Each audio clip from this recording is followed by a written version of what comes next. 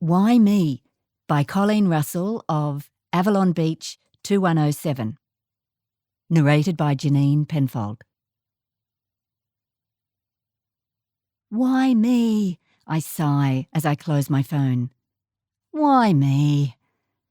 My daughter-in-law, Mai, is Vietnamese, a sweet person full of love and bonhomie, and who can never say no when help is required.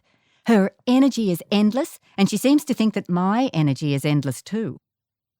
Her daughter's teacher is keen to introduce recorders into her class as an extra subject, but she first needs to calculate the amount of interest shown by her students.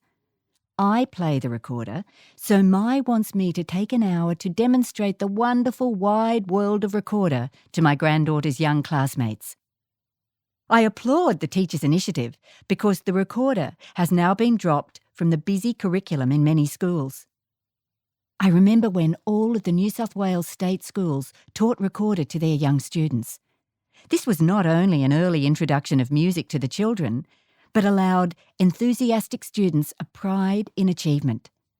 Later, recorder players could move into the school band onto a saxophone, clarinet or flute, which could possibly further a career in music.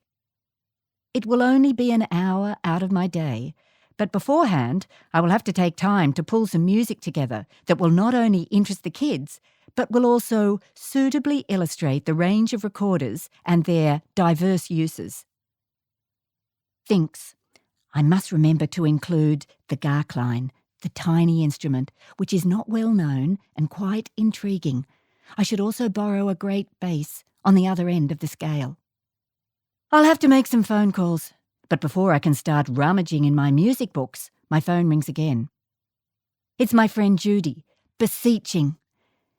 Jack's parents are coming for dinner on Friday night. Remember that I told you that my mother-in-law is Hungarian and cooks the most delicious dishes. And me? I'm such a lousy cook, and I want to impress them. Could you please make 2 of your fantastic quiches? Please, pretty please. Okay.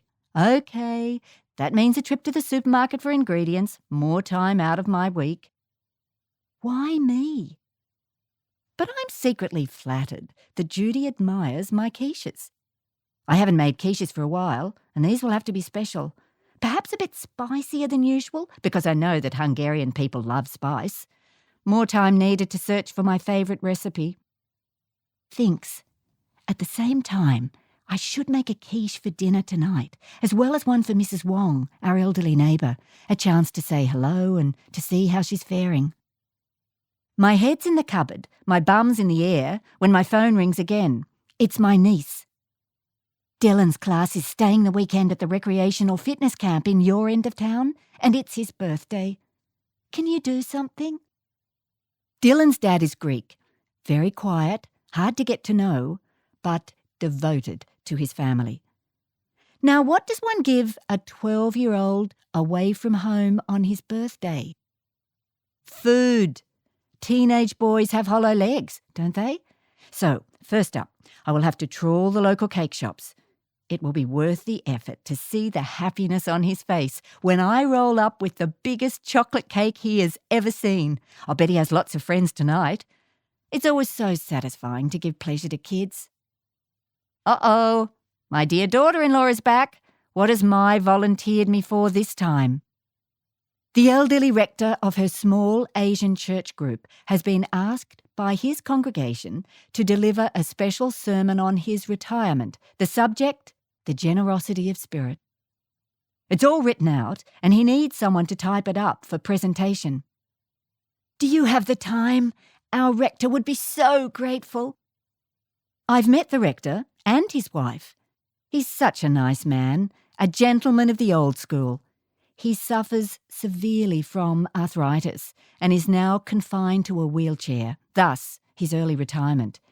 His wife fusses over him like the old lady who lives in a shoe, who has so many children, etc., etc. They have 8 children and 20 grandchildren. A beautiful and bounteous family. Of course, I'd be happy to type his sermon. The generosity of spirit. Well, Why not me? The end.